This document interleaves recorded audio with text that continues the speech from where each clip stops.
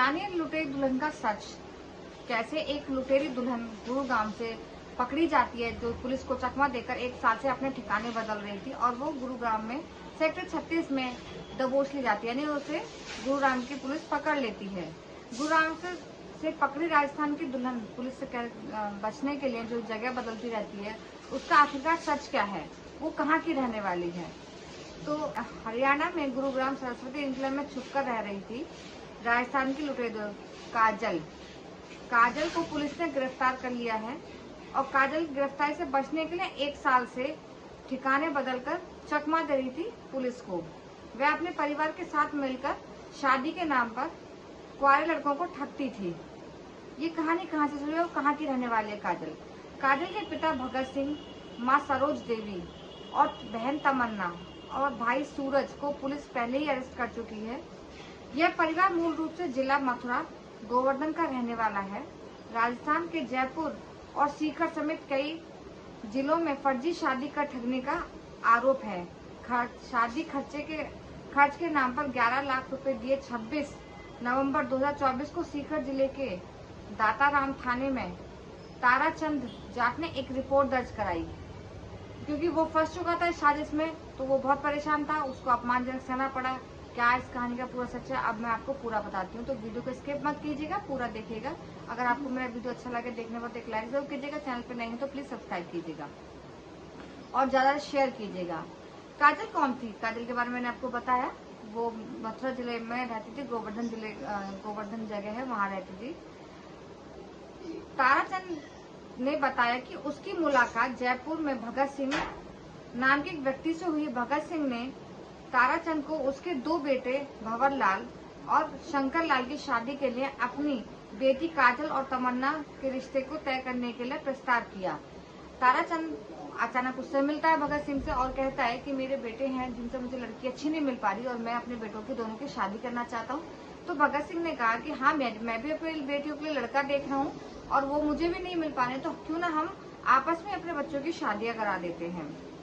तो शादियों की तैयारी शुरू होती है, जिसमें भगत सिंह शादी के लिए 11 लाख रुपए देता है ताराचंद को। ताराचंद से 11 लाख रुपए ले लेता है वो भगत सिंह। गेस्ट हाउस में धूमधाम से शादी होती है। राशि शादी के खर्च और अन्य तैयारियों में बीत गई थी।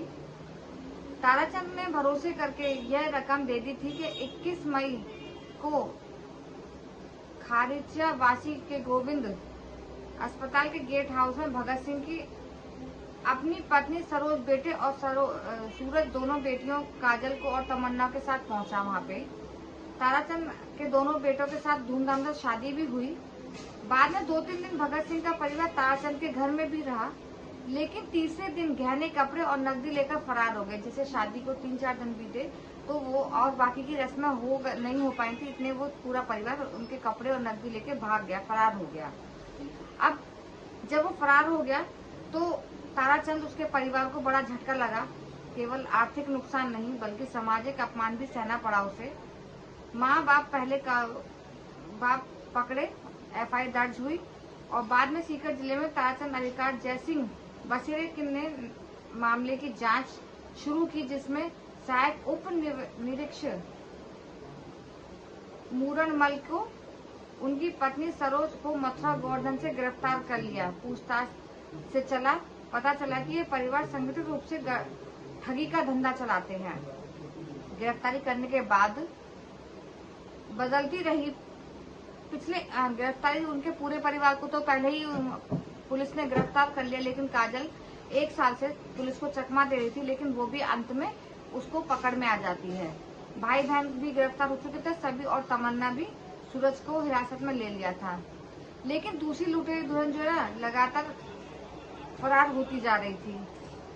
गुरुग्राम में काजल को पकड़ लिया था पुलिस ने। सूचना के अनुसार वह सेक्टर, जिसे मैंने आपको पहले बताया, सेक्टर 37 थाने इलाके में रह रही थी। इसकी जानकारी आधार पर एक विशिष्ट टीम गठित की गई, जिसे तकनीकी निगरानी के स्थानीय रूप से पुलिस ने काजल को गिरफ्तार कर लिया। सुयोजित नेटवर्क बनाया, पुलिस से पूछताछ की। काजल ने कई चौंकाने वाले खुलासे किए। उन्होंने बताया कि उनके पिता भगत सिंह ने ठगी की एक सुनिश्चित नेटवर्क बनाया था। अपनी दोनों लड़कियों को कुआरा बताकर रिश्ते तलाशने का ठग था और भरोसा ऐसा परिवार तलाशते थे जिससे कि वो ठग सकें। युवक की शादी हुई, जिनकी शादियां नहीं हो रही थी उनके लिए रिश्ता लेके जाते थे और उनके पास से पैसा और जेवरात लूट लेते थे। तीनों राज्यों में फैलाया जाल गिरोह राजस्थान, उत्तर प्रदेश, हरियाणा समेत अन्य जिलों में भी अन्य राज्यों में सक्रिय था।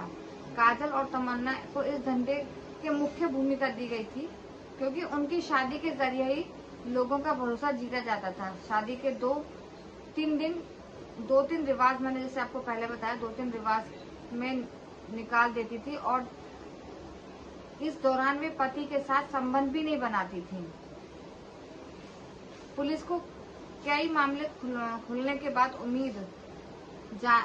जांच अधिकारी पूर्णमल ने बताया कि पुलिस को आदेश है कि इस गिरोह के अन्य लोगों को भी इसी तरह से ठगा होगा।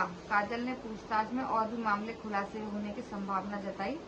पुलिस ने इस गिरोह को अन्य सहयोगी उसके नेटवर्क की तलाश कर दी। जांच में की जा रही है। बाकी इस गिरोह का ठग और कितनी राशि ली गई, ये सब अभी जांच में पड़ताल चल रहा है। तो फ्रेंड्स, ऐसे लोगों से बचिए, सावधान रहिए, सतर्क रहिए। काजल जैसे बहुत से ऐसे परिवार हैं जो अपनी बेटियों के नाम पे धंधा कराते हैं और बेटियों को शादियों के नाम पे दूसरे के परिवार को लूटते हैं। तो सावधान रहिए, ऐसे लोगों से सतर्क रहिए। राधे राधे।